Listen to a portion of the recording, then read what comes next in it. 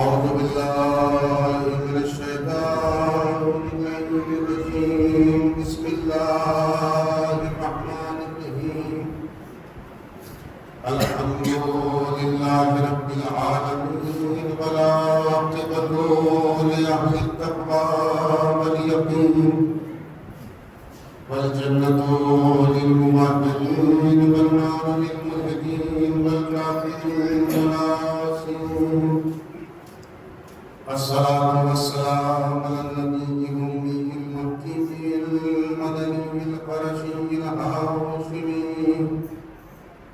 البدري الأبدعي التهامي الطافي شاكل ماتين والتامي بالصلاة نزامي المولد الحق بالحق بالقاسم محمد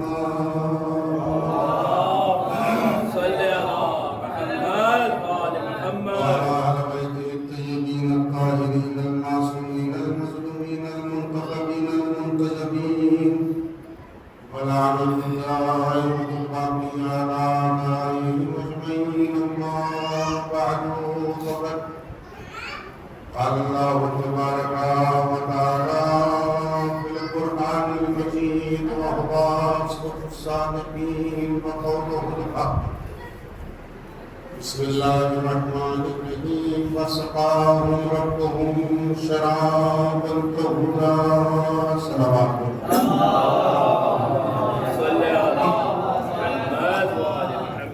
حضرات گرامی حضرات اور معزز سامعین بھی لے کر جس آیت کو سورہ دہر کی تلاوت کیا وہ آیت کا مفہوم احسن کربلا کے بعد حضرت عباس کی ذات ہے، اس لیے کہ اس آیت کا مصداق جس میں میں نے تلاوت کیا ارشاد ہوتا ہے کہ اللہ انہیں شراب طہور سے جنت میں سیراب کرے، اور وہ جنت کی شراب طہور کیسی ہوگی یہ تفاسیر میں جا کے آپ پڑھیے۔ ہم جسے اردو میں شراب کہتے ہیں وہ عربی میں شراب نہیں ہوتی، عربی میں اس شراب کو خمر کہتے ہیں۔ جو لوگ بچے سعودی وغیرہ جا چکے ہیں وہ میری بات کی تائید کریں گے، مسکر کہتے ہیں، خمر کہتے ہیں، لیکن عربی میں شراب کہتے ہیں اس چیز کو جسے پیا جائے، اور شراب طہور اسے کہتے ہیں جو جنت میں جنتیوں کو اللہ جنت کی نہروں سے پلائے۔ تو اس آیت کا مفہوم احسن جناب عباس کی ذات ہے، اس لیے کہ کربلا کے بعد دو القاب ایسے ہیں کہ جو جناب عباس سے مخصوص ہو گئے۔ ایک لقب ہے سبقہ ہونا، اور ایک لقب ہے علمدار ہونا۔ دیکھیے مجھے مولانا میں فوراً مجلس خطاب کرنی ہے، مگر اتنی بھی جلدی نہیں کہ میں مجلس میں آپ کی کوئی خدمت کرنے کی کوشش نہ کروں، بس تھوڑی سی توجہات کا میں آپ سے درخواست مند ہوں۔ توجہ رکھیے گا بھائی، دو لقب ایسے جو کربلا سے پہلے اوروں کو عطا ہوئے۔ بھائی سقائے بطحا جناب ابو طالب کا بھی لقب تھا، جنہوں نے قرض لے کر زمزم کے کنویں میں کشمش اور منقع اور کھجوروں کو ڈال کر اس کھارے پانی کو حاجیوں کے لیے سیراب کیا تھا۔ یہ لقب جناب ابو طالب کا بھی تھا۔ حاجیوں کو پانی پلانے والے بھی سکے ہوئے، اور علمدار بھی کربلا سے پہلے ہوئے۔ بھائی کون کون علمدار ہیں؟ جناب جعفر طیار علمدار ہیں، اور ایسے علمدار ہیں آپ سب جانتے ہیں کہ جنگ موقع میں اگر ایک بازو جناب جعفر طیار کا کٹا تو علم کو دوسرے ہاتھ میں سنبھال، اور جب دوسرا ہاتھ بھی قلم ہو گیا، الغرض جنگ موقع میں علم اسلام جب زمین پر گرا، جب جناب جعفر جعفر طیار بن ابی طالب کے ہاتھ علم ہو گئے تو جناب جعفر طیار بھی علمدار تھے اور مولا علی بھی علمدار، اور ایسے علمدار کے اسلام کی اکثر جنگوں میں علم مولا علی کو دیا گیا، اور پیغمبر نے فرمایا کہ کل میں علم اسے دوں گا جو رجل ہوگا، فرار ہوگا، غیر فرار ہوگا، بڑھ بڑھ کے حملے کرنے والا ہوگا۔ توجہ رکھیے گا بھائی، عجیب جملے ہیں۔ اب میں کیا کہوں کہ پیغمبر نے فرمایا کل علم مرد کو دوں گا، یہ نبی کے الفاظ ہیں۔ تو جعفر طیار بھی علمدار ہیں، حیدر کرار بھی علمدار ہیں۔ دیکھیے بھائی، یہ موبائل بعد میں دیکھ لیجئے گا، میں آپ کی خدمت کرنے کے لیے حاضر ہوا ہوں۔ توجہ رکھیے گا باب سخن، مجھے معاف کیجیے گا اگر کسی کو برا لگے، مگر مجلس کے ساتھ کچھ آداب ہوتے ہیں۔ توجہ رکھیے گا، میں محنت کر کے کسی منزل تک لانے کی کوشش کر رہا ہوں کہ سب کا بھی کربلا سے پہلے لوگ ہوتے تھے، علمدار بھی ہوئے ہیں۔ جعفر طیار بھی علمدار تھے اور حیدر کرار بھی علمدار تھے، اور ایسے علمدار تھے حیدر کرار کو کہ جنگ خیبر میں علم علی کو ملا، اسلام کی اکثر جنگوں میں علم علی کو ملا۔ اور اب فکرہ سنیے گا، اور دنیا ہی میں علمدار نہیں ہے بلکہ آخرت میں بھی علمدار ہے۔ جب نبی نے فرمایا کہ دیکھو لیوائے حمد ایسا ہوگا، جنتیوں کے لیے ایسا علم ہوگا جس کے 3 گیسو ہوں گے، ایک مشرق میں ہوگا، ایک مغرب میں ہوگا، ایک وسط سما میں ہوگا، ایک پہ لا الہ الا اللہ لکھا ہوگا، ایک گیسو پر محمد رسول اللہ لکھا ہوگا، ایک گیسو پر علی ولی اللہ لکھا ہوگا، اور اس کو اتنا بڑا علم ہوگا۔ بھائی صحابہ نے پیغمبر سے پوچھا یا رسول اللہ اس علم کو اٹھانے والا کون ہوگا؟ نبی نے کہا یہ بھی کوئی پوچھنے کی بات ہے؟ ارے جس نے دنیا میں علم اٹھایا ہے وہ آخرت میں علم اٹھائے گا۔ توجہ ہے، جس نے علم میرا دنیا میں اٹھایا ہے وہ آخرت میں علم اٹھائے گا۔ تو میں عرض یہ کر رہا تھا، اپنی بات کا خلاصہ کر رہا ہوں، سرکار میرے ذہن سے مرتبط ہو جائیں۔ توجہ رکھیے گا کہ سب کے بھی ہوئے کربلا سے پہلے، علمدار بھی ہوئے کربلا سے پہلے۔ جعفر طیار کا لقب بھی علمدار ہے، حیدر کرار کا لقب بھی علمدار ہے، مگر میں کیا کروں؟ کل کربلا کے بعد اگر آپ علمدار کہیے تو نہ جعفر طیار سمجھ میں آتے ہیں نہ حیدر کرار سمجھ میں آتے ہیں۔ کربلا کے بعد علمدار کہنے سے صرف عباس وفا شعار سمجھ میں آتے ہیں۔ بھائی اس کا مطلب یہ ہوا کہ علم پر ہاتھ نہیں ہے۔ عباس کے کربلا میں قلم ہو گئے، مگر علم پہ ایسے ہی قبضہ ہے جیسے بغیر ہاتھوں کے کائنات پہ قبضہ اللہ کا ہے۔ ایسے عباس کا قبضہ علم پر ہے۔ علم کہیں ہو مگر عباس علمدار مشہور ہے، ملک کسی کا ہو مگر علم عباس کا ہے۔ بھائی ہندوستان میں آپ جب عزاداری کے دن قریب آتے ہیں، ہمارے بچے، نوجوان، ہمارے بھائی بزرگ سب علم لگاتے ہیں گھروں پر۔ بھائی گھر کسی کا بھی ہو مگر علم علمدار کا ہے، اور ملک کوئی بھی ہو مگر علم علمدار کا ہے۔ اور کمال ہے، کیا اخلاص ہوگا علمدار کا اور حسین کا کہ عباس کو علمدار بنایا جائے۔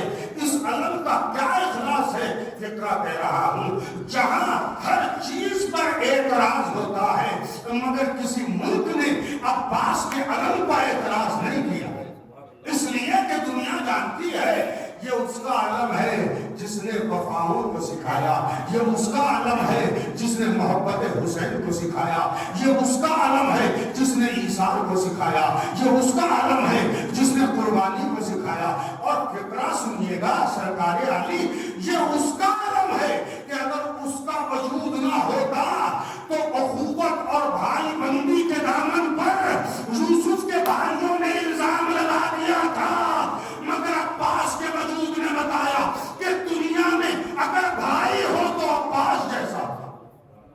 ارباب سنت علم کہیں بھی مگر علمدار حضرت عباس ہے۔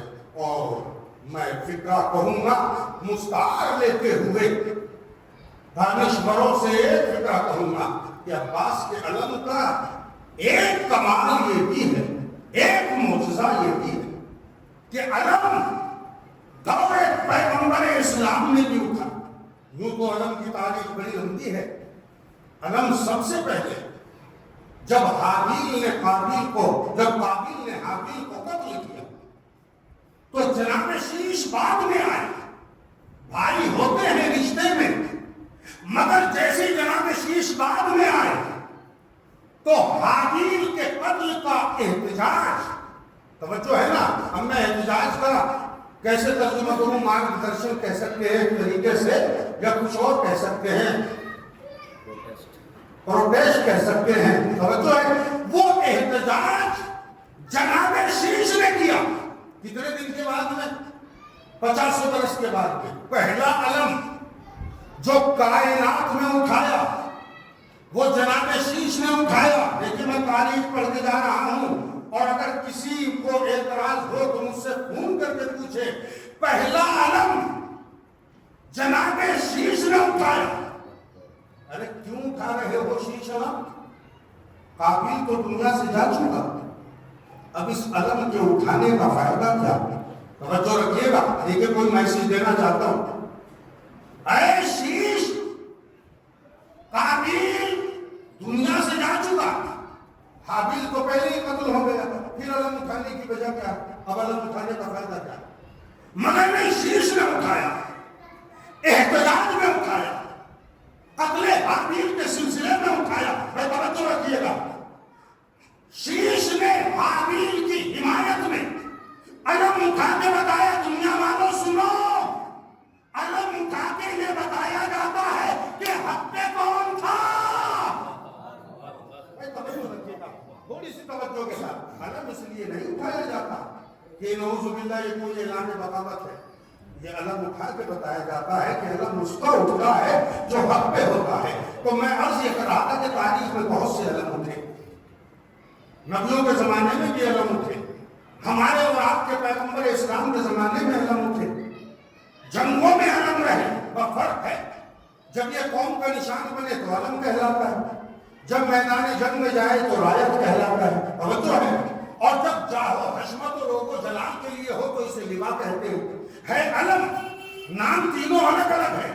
بھائی جب قوم کا نشان ہو تو علم، جب میدان جنگ میں ہو تو رایت، اور جب احتجاج کے لیے اور حشمت کے لیے اٹھے، عزت کے لیے، مقام کے لیے اٹھے تو اسے عربی میں لوا کہتے ہیں. مگر ارباب سخن ہے یہ علم ہی. تو علم ہر دور میں اٹھا.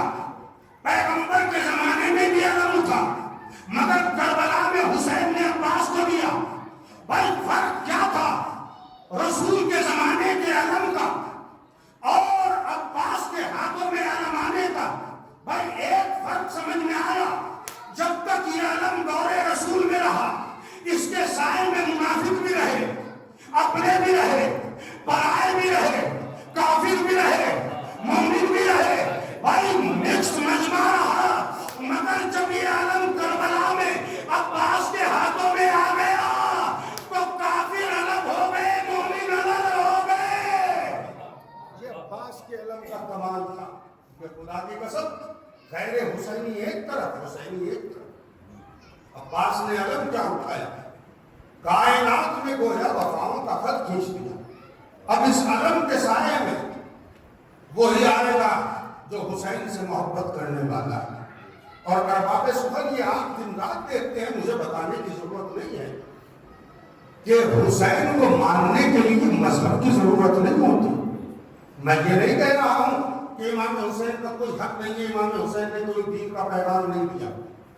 میرا مطلب یہ نہیں ہے، تصویر کا دوسرا رخ پیش کر رہا ہوں. یہی وجہ ہے کہ آج اقوام عالم بیدار ہو کر حسین کو مانتی ہے. توجہ رکھیے گا، حسین کی عزت کرتی ہے. علم لے کے چلتے ہیں، ریسپیکٹ ہوتا ہے. تعزیہ لے کے چلتے ہیں، ریسپیکٹ ہوتا ہے. بھائی خدا کی قسم ہم جیسے گناہ گاروں کا ریسپیکٹ نہیں ہے. کوئی نہیں آتا. سال کے 356 دنوں میں کوئی ایک دوسرے کے یہاں نہیں آتا علاوہ اتفاق کے. یہ حسین کے نام کا احترام ہے کہ علم جہاں سے جاتا ہے لوگ اٹھ کے سلام کر رہے ہیں. یہ ہمیں سلام نہیں کرتے، پاؤں پہ سلام کر رہے ہیں۔ ارباب سکن تو عباس نے علم اٹھایا اور ایسا علم اٹھایا، اور کمال کی بات یہ ہے کہ کیوں دیا عباس کو؟ اب دیکھیے آپ نے بہت ساری جناب عباس سے متعلق مجلس سنی ہوگی، مگر چند جملے میں نہیں کہہ رہا، انہیں بھی غور سے سنیے گا، شاید آپ کے کام آئے۔ کیوں جناب عباس کو علم دیا؟ اصل میں کربلا کی جنگ علی کی دشمنی اور علی کے فضائل کی وجہ سے تھی۔ حسین نے علی اکبر کو علمدار نہیں بنایا۔ میں کہوں گا مولا جناب علی اکبر کو علم دے دیجیے، شبیہ پیغمبر ہے، نہیں، اور محمد نے علم لینا چاہا، میں بیان کر چکا ہوں، مگر نہیں دیا۔ خود حسین نے علم نہیں اٹھایا، جناب عباس کو علم دیا۔ بھائی میں تھوڑی سی توجہ چاہتا ہوں، ارباب سکن آپ تھکے ہوئے ہیں، مگر توجہات کا آپ کی میں فقیر ہوں چند لمحات کے لیے۔ عباس ہی کو علم دیا۔ مولا حسین آپ نے عباس کو علم کیوں دیا؟ وجہ کیا ہے؟ کہا سنو، عباس ہے بالکل میرے بابا کی شبیہ، اور کربلا کی جنگ ہے میرے بابا کے بغض کی وجہ سے، تاکہ جب عباس علم لے کے جائے تو دشمن کو پتا چلے علی کل بھی زندہ تھا، علی آج بھی زندہ ہے۔ علمدار بنایا، حیدر کرار کی طرح عباس نے علمدار کو علمدار بنایا۔ اور ارباب سکن عجیب سی منزل ہے کہ جناب عباس کربلا کے میدان میں آنے سے پہلے اپنی شجاعت کے جوہر دکھا چکے تھے۔ کون سا واقعہ ہے؟ بس صفین کا میدان ہے، توجہ رکھیے گا، ذرا ان بچوں کو خاموش کیجیے، ایک صلوات پڑھنے محمد و آل محمد۔ صفین کا میدان 13 برس کا سن ہے جناب عباس کا۔ اور اب سنیے سرکار، بس آخری بات ہے اور اسے مکمل کر کے چند جملے مسائل کے اور زحمت تمام معذرت کے ساتھ کہ میں بہت لمبی تقریر نہیں کر سکتا، بہت معذرت کے ساتھ۔ 13 برس کا سن جناب عباس کا، اور لباس سے مولائے کائنات پہنے ہوئے۔ دیکھیے میں عام زبان میں کہہ سکتا ہوں، یہ کربلا سے الگ ہٹ کے مثال دے رہا ہوں۔ جب بیٹے کے پاؤں میں باپ کا جوتا آنے لگے تو ماں بڑی خوش ہوتی ہے۔ جب بیٹا باپ کے کپڑے پہننے لگے تو ماں خوش ہوتی ہے، اسے یقین ہو جاتا ہے کہ میرا لال جوان ہے۔ مگر یہ کب منزل آتی ہے؟ 13 برس کے سن میں نہیں آتی، مگر اللہ نے قامت عباس، اللہ نے شجاعت عباس، 13 برس کا سن، جنگ صفین میں علی کا امامہ، علی کی زرہ، توجہ ہے، علی کی تلوار، علی کا گھوڑا۔ اور اب سنیے، آپ نے تو آسانی سے سن لیا کہ صاحب یہ میرے مولا کا لباس پہنا، مگر آپ ایک بات بھول گئے، جب پیغمبر دنیا سے جب چلے گئے تو ابن عباس جو پیغمبر کے چچا ہوتے تھے، انہوں نے آ کے کہا مولا علی سے، کہا بیٹے، رشتے میں بھتیجے لگتے تھے تو بیٹے کہا بیٹے تم نے تو پیغمبر کی ساری وراثت کو قبضہ لیا۔ مولا نے فرمایا چچا یہ بتائیے کہ پیغمبر اسلام نے ظاہری مال چھوڑا کیا ہے؟ فدر تو شہزادی کا ہے، باقی کون سی پراپرٹی ہے؟ جو ہو وہ آپ لے لیجیے۔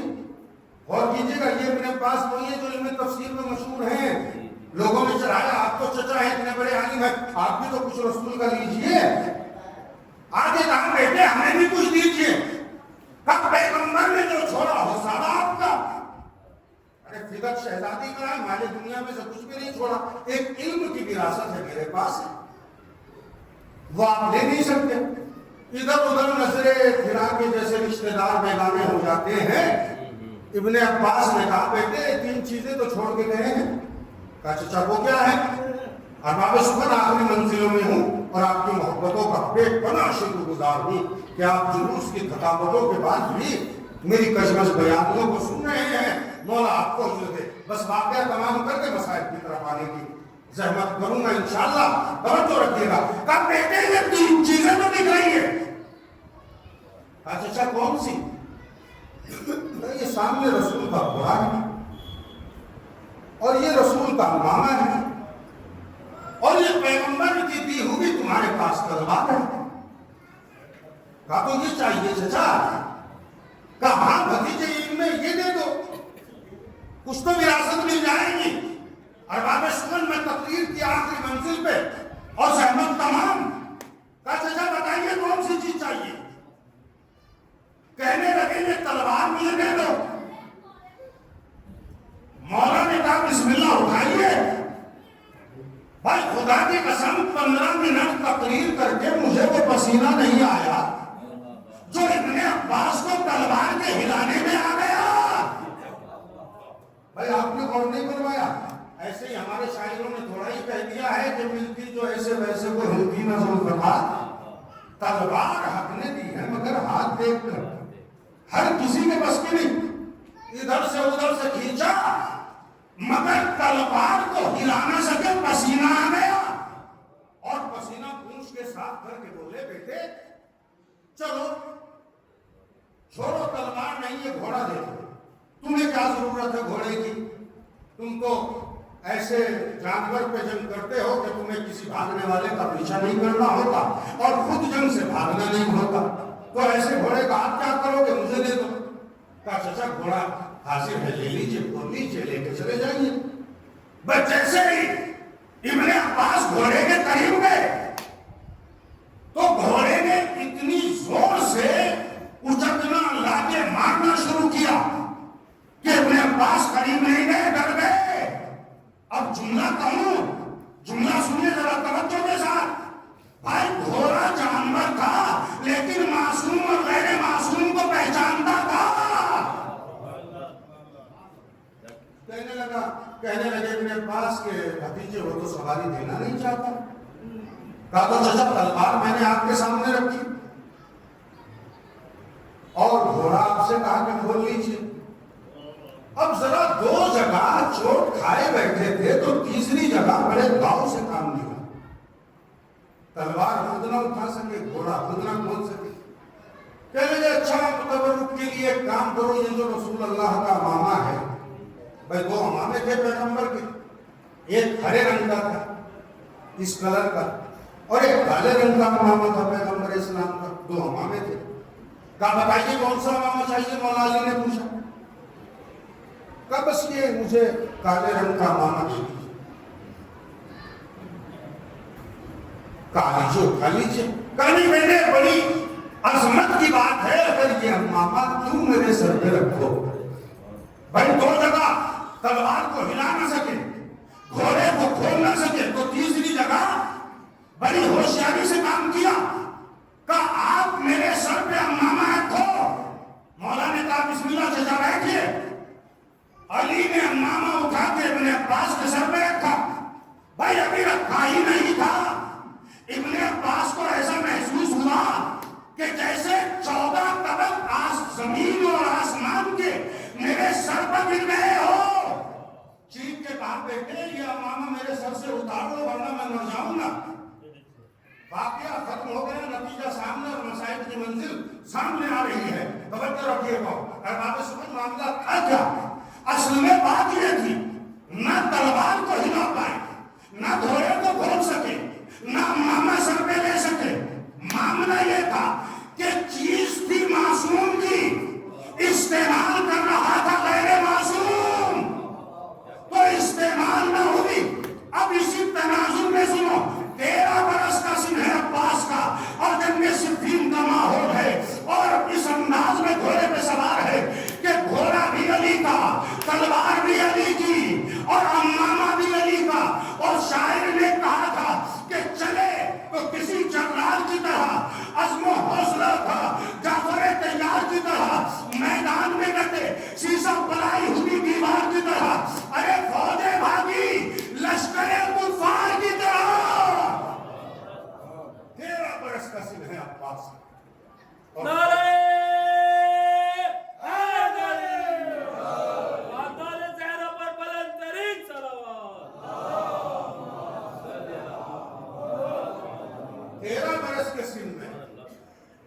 جناب عباس اس انداز سے لڑ رہے ہیں، نقاب اوڑھے ہوئے ہیں، دشمنوں میں شرطیں لگی ہوئی ہیں کہ بتاؤ نقاب کے پیچھے علی لڑ رہے ہیں کہ عباس لڑ رہے ہیں۔ بھائی بیٹا ایسا ہو جو باپ کی تصویر بن جائے۔ اور کربلا کے میدان میں جب عباس نے فرات پہ نعرہ کیا تو سنیے، ایک بہت بڑا عرب کا پہلوان تھا مارد بن سدید الکلبی، جو یہ کہا کرتا تھا نعوذ باللہ کہ ہاں دیکھا ہم نے علی کی شجاعت کو، نعوذ باللہ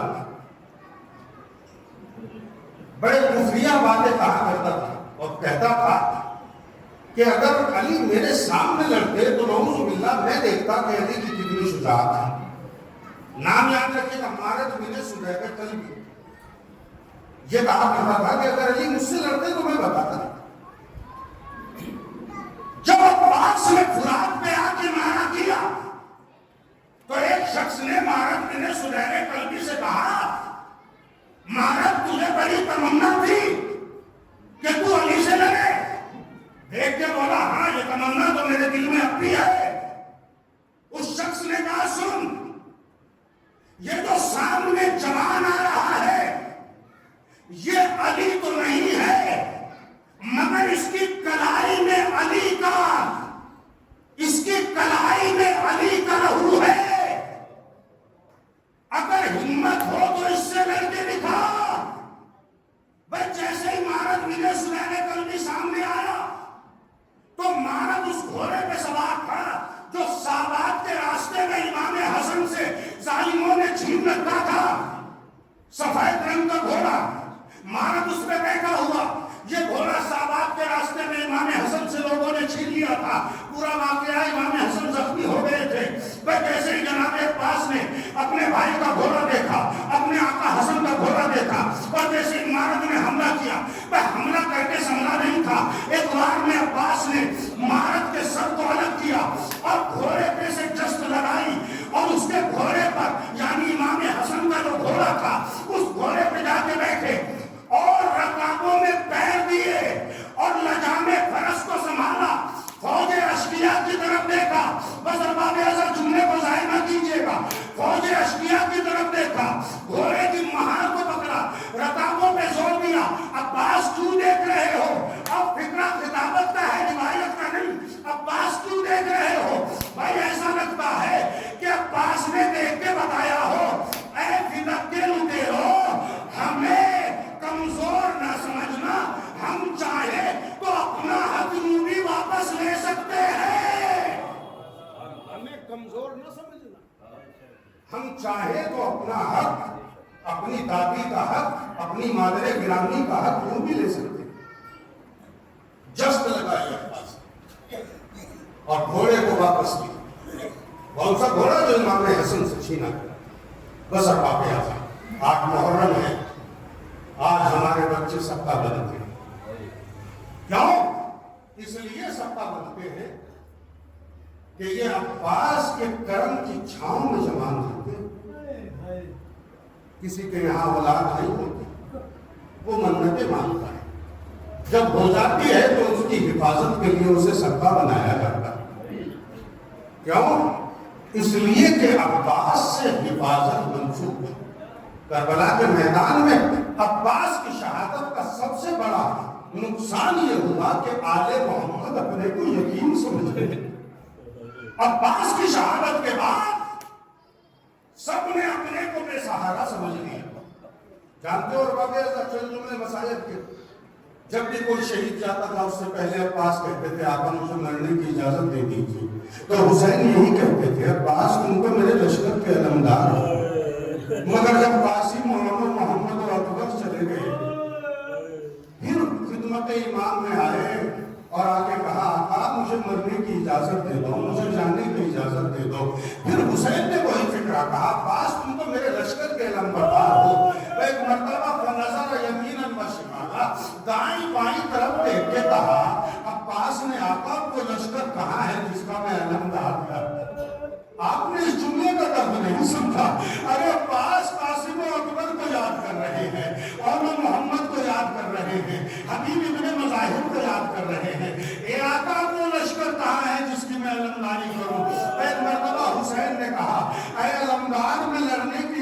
تو نہیں دیتا مگر بچوں کے لیے پانی لینے چلے جاؤ. بھائی اتنی اجازت ملی. جیسے ہی عباس خیمے میں آئے, اب علامہ انیس کہتے ہیں کہ سکینہ نے جو چچا کی طرف دیکھا تو دیکھ کے بڑے ناز سے گردن کو ہلایا. علمدار کربلا نے آ کے کہا, اپنی بھتیجی کو زانوں کو بٹھایا, میری بچی مجھ سے کیوں ناراض ہو؟ فکرہ سنیں گے. خدائے سخن انیس نے اپنے خیال میں نظم کیا کہ سکینہ نے کہا, اے چچا, ارے جس کا حسین جیسا بابا ہو, آپ جیسا چچا ہو, پیاس کی شدت سے اس کے ہاتھوں کو پکڑیاں جمی ہوئی ہو. ایک مرتبہ عباس نے کہا, میری بچی ذرا مشکیزہ اٹھا کے لا. ادھر مشکیر سکینہ ننھے ننھے ہاتھوں میں سکینہ لائی. زینب بیٹھ گئی اور آ کے کہا, بھیا ارے آج یقین ہو گیا, بابا نے کہا تھا اے زینب ارے تیرے ہاتھوں میں رسل بندھے گی.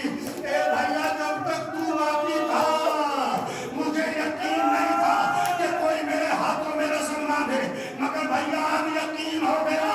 ہاں باب اعظم مشک و علم لے کے عباس چلے اور سکینہ نے کہا, بچوں درے خیمہ میں آ جاؤ, ارے میرا شیر سا چچا پانی لینے کے لیے جا رہا ہے.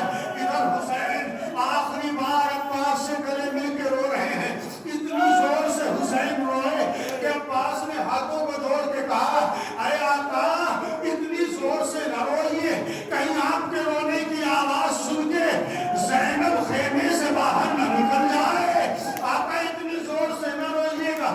بس باب اعظم آج محرم ہے, آپ نے شہادتیں سنی ہیں, عباس چلے ہیں, فرات کے قریب پہنچے ہیں, مشق سکینہ بھری ہے اور دعا کر رہے ہیں, الہی اوصلنی الیہم, اے پروردگار ارے یہ پانی حسین کے بچوں کا پہنچا دے. دعا کر رہے ہیں, عباس دعا کر رہے ہیں, مگر باب اعظم ارے کسی نے چھپ کے مشق سکینہ میں تیر مارا, پانی نہیں بہا. عباس کی تمنا بہ گئی. ارے کسی نے حملہ کیا, ایک بازو قلم ہو گیا, دوسرا بازو قلم ہو گیا, مشق سکینہ کو ٹانکے میں دبایا, مگر جب عباس کے سر پہ برز لگا, عزیزو ارے ایک ذاکر عباس کے مصائب پڑھا کرتا تھا. نجم اشرف میں ایک مرتبہ شہزادی نے خواب میں آ کے کہا, ارے تو میرے لال کے مصائب نہیں پڑھتا. ہاتھوں کو جوڑ کے عالم دین نے کہا, شہزادی مصائب کو پڑھتا ہوں. کہا سب سے بڑی مصیبت نہیں پڑھتا. کہا شہزادی وہ کون سی ہے؟ کہا اس لیے کہ جب بھی کوئی شہید گرتا تھا وہ ہاتھوں کو ٹیک لیتا تھا, مگر میرا بچہ ارے جب ہونے سے